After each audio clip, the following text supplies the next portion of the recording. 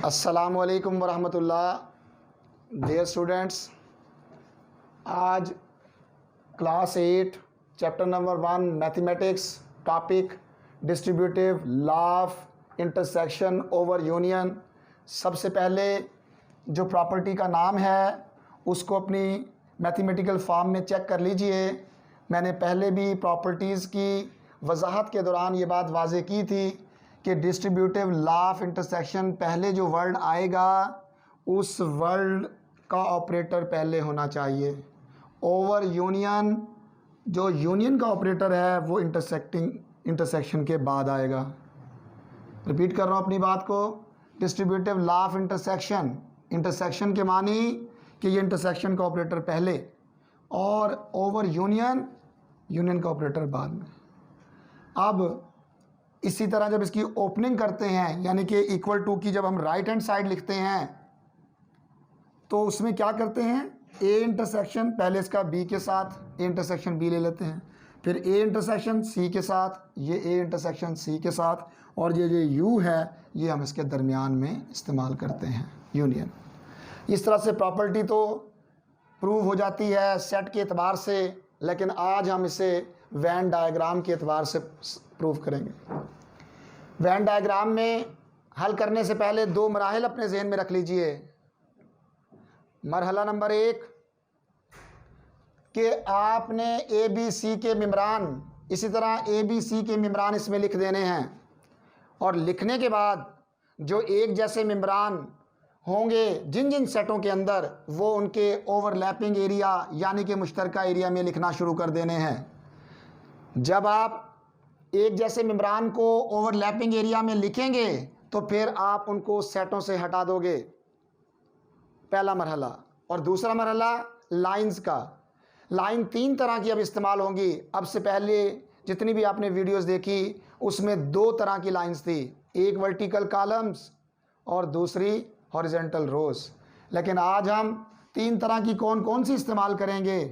एक तो vertical column A में इस्तेमाल करेंगे और हॉरिजॉन्टल रोज बी में, और सेलेंट तिरछी लाइनें जो हैं वो हम सेलेंट लाइन जो हैं वो सी में इस्तेमाल करेंगे।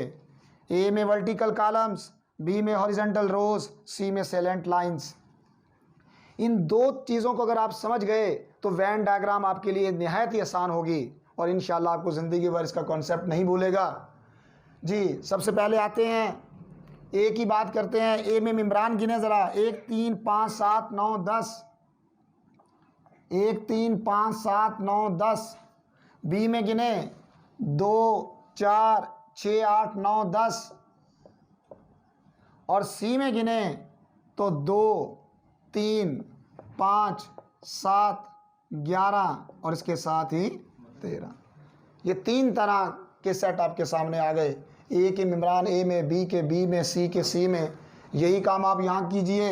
ए के मिमरान 1 3 5 7 9 10 और बी के 2 4 6 8 9 10 और सी के 2 3 5 7 11 13।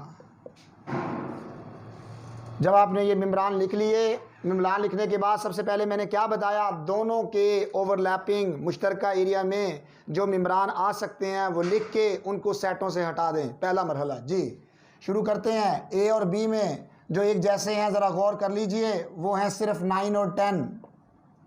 इस 9 और 10 को ए और बी के मुश्तरका एरिया में लिख दीजिए। जो ही आप इसको मुश्तरका एरिया में लिखोगे तो जिस जगह से आपने इसे लिखा है यानी कि ए और बी में से, आप फौरी तौर पे वहां से इसे रब कर दीजिए।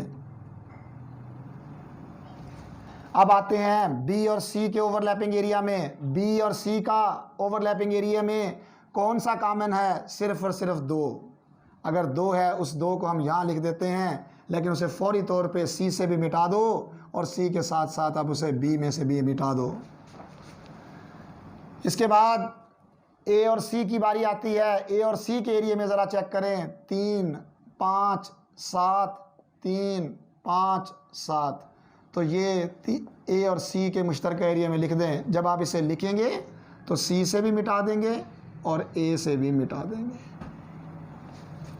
और जहाँ तक बात रह गई ए बी और सी के तीनों के लिहाज से मुश्तरका एरिया, इस मुश्तरका एरिया में कोई एलिमेंट भी कॉमन नहीं है, इस मुश्तरका एरिया में कोई एलिमेंट भी कॉमन नहीं है।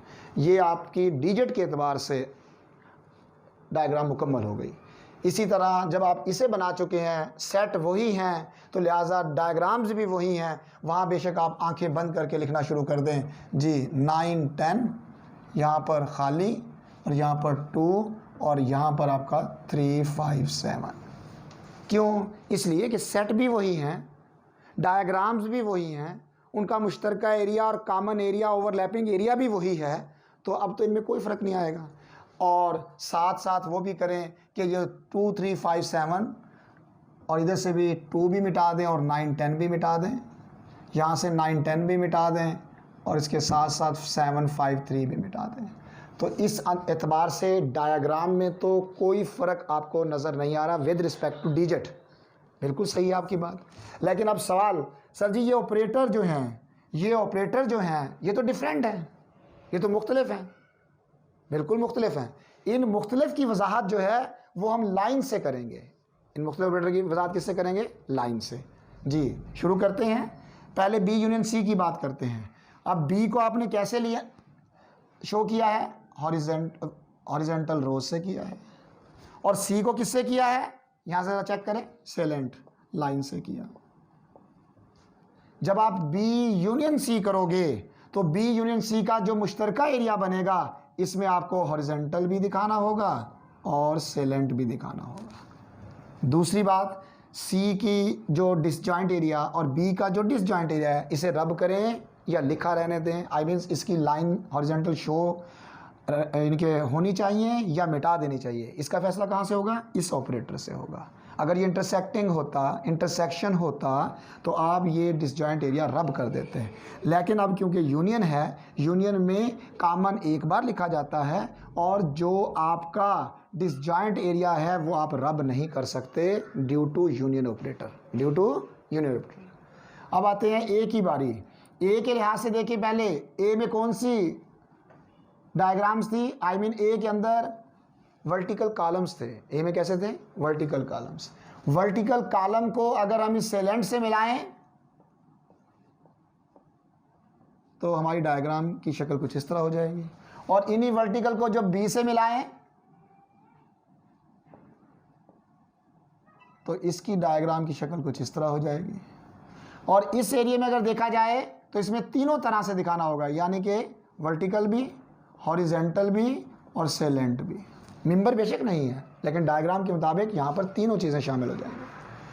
अच्छा जी, इसके बाद अब जब ए का इंटरसेक्शन ले रहे हैं, यानी कि ए बी यूनियन सी के साथ क्या हो रहा है? इंटरसेक्शन। जब इसकी इंटरसेक्शन लोगे तो इंटरसेक्शन की वजह से ए का जो डिसजॉइंट एरिया है, यानी कि उसकी जो वर्टिकल कॉलम्स वाली लाइंस आपको नज़र आ रही हैं वो आपने मिटा देनी है। नंबर मैं नहीं कह रहा, नंबर रहने दें, 1 अपनी जगह पे ठीक है, लेकिन उसकी जो वर्टिकल कॉलम्स हैं वो ख़त्म। क्यों ख़त्म हुए हैं? इंटरसेक्शन की वजह से। क्योंकि इंटरसेक्शन के अंदर सिर्फ़ और सिर्फ सेम एरिया काउंट किया जाता है, डिसजॉइंट एरिया शामिल नहीं होता। और यहाँ पर सेम एरिया एक बार और डिसजॉइंट एरिया जो आपको नज़र आ रहा है वो आप मिटा नहीं सकते, बिकॉज यूनियन में डिसजॉइंट एलिमेंट भी आपके आंसर का हिस्सा होते हैं। अब डायग्राम में फ़र्क अब देखें, आप इस डायग्राम को देखिएगा और अब एक डायग्राम और भी आपके सामने बनेगी इस ऑपरेटर के हिसाब से, तो डायग्राम में आपको फ़र्क नज़र आ जाएगा। एलिमेंट के एतबार से बेशक फ़र्क नहीं आया। कि एलिमेंट के लिहाज से क्यों फ़र्क नहीं आया? क्योंकि हम पहले कह चुके हैं distributive law of intersection over union. इसका मतलब है मंजिल एक ही है, रास्ता चेंज है, लेकिन वे चेंज हो जाएगा। कैसे वे चेंज होगा? चेक कीजिए। सबसे पहले A intersection B. A intersection B की हम बात करें, ए आपने वर्टिकल कॉलम से शो किया, बी आपने हॉरिजेंटल रोज से। इन दोनों को मिलाइए, वर्टिकल कॉलम को हॉरिजेंटल रोज से मिलाएं तो क्या बन गई है? स्क्वायर बॉक्सेस बन गए आपके। लेकिन आपका ऑपरेटर कौन सा है? इंटरसेक्शन। इंटरसेक्शन का मतलब क्या बनता है कि जो डिसजॉइंट एरिया में वर्टिकल कॉलम हो या रोज हो, कुछ भी हो, वो आपने रब कर देना है। क्योंकि इंटरसेक्शन में सिर्फ और सिर्फ आंसर में क्या लिखा जाता है? सेम मेम्ब्रान लिखे जाते हैं, डिसजॉइंट मेम्ब्रान नहीं लिखे जाते। तो लिहाजा बी के हॉरिजॉन्टल रोज़ को भी मिटा दें और ए की जो है वर्टिकल कॉलम्स को भी मिटा दें। ए के वर्टिकल कॉलम्स मिट गए, बी की हॉरिजॉन्टल रोज़ भी मिट गई, लेकिन उसका जो डिसजॉइंट था वो। अब इनका कॉमन एरिया ज़रा देखें, इनके कॉमन एरिया में क्या आएगा? इनका कॉमन एरिया वर्टिकल कॉलम साथ में सेलेंट लाइंस, और ये जो सेलेंट लाइंस ए इंटरसेक्शन सी में यहाँ पे भी आपको शो करनी पड़ेंगी। ठीक है जी, जब इसका इंटरसेक्शन लेंगे जैसा कि यहाँ ले लिया आपने, तो फिर आपका ये सी से भी मिट जाएगा और ए से तो हमने वैसे बी के दौरान भी मिटा दिया था, तो यहाँ पर भी मिट जाएगा, पहले ही मिटा हुआ है। वाज़ेह रहे, यहाँ पर बॉक्सेस हैं, यानी कि एक वर्टिकल कॉलम्स एंड हॉरिजॉन्टल रोज, और यहाँ क्या है? Vertical columns and salient lines. और जहाँ तक बी और सी की बात करें तो बी में है हॉरिजॉन्टल और सी में क्या है? सेलेंट लाइंस, ये ख्याल करना। तो ये करने के बाद जब इस एरिया की बात करें, ये एरिया तो तीनों का मुश्तरका है। ये क्या है जी? तीनों का मुश्तरका। इसका मतलब यहाँ पर हम वर्टिकल कॉलम्स भी दिखा सकते हैं, हॉरिजॉन्टल रोज भी और सेलेंट लाइंस भी, तीनों दिखा सकते हैं। अब आप देखिए, इसमें बी और सी का डिसजॉइंट एरिया रब नहीं हुआ due to B union C, यानी कि यूनियन ऑपरेटर। यूनियन ऑपरेटर की वजह से आपने इस डिसजॉइंट एरिया को रब नहीं किया, उसकी हॉरिजॉन्टल रोज और इसकी सेलेंट लाइंस शो की हैं। यहाँ पर देखें, ए के वर्टिकल कॉलम्स, बी की हॉरिजॉन्टल रोज और सी की सेलेंट लाइंस आपने कुछ भी शो नहीं किया। रीज़न, यहाँ पे ऑपरेटर और तरह से इफेक्ट कर रहे हैं, यहाँ पे ऑपरेटर और तरह से ऑपरेट कर रहे हैं। दोनों के ऑपरेटर्स में कुछ डिफरेंस था, उस वजह से डायग्राम में, वेन डायग्राम में इसकी वजाहत हो गई कि ये एरिया और ये एरिया खाली है ड्यू टू इंटरसेक्शन, और ये एरिया जो है आपका खाली नहीं होगा ड्यू टू यूनियन। बाकी आंसर दोनों डायग्राम में सेम आ रहा है, वो ये आंसर है जहाँ मैंने सवाल निशान शो किए हुए हैं और तीनों तरह की लाइन दिखानी है। Thank you very much.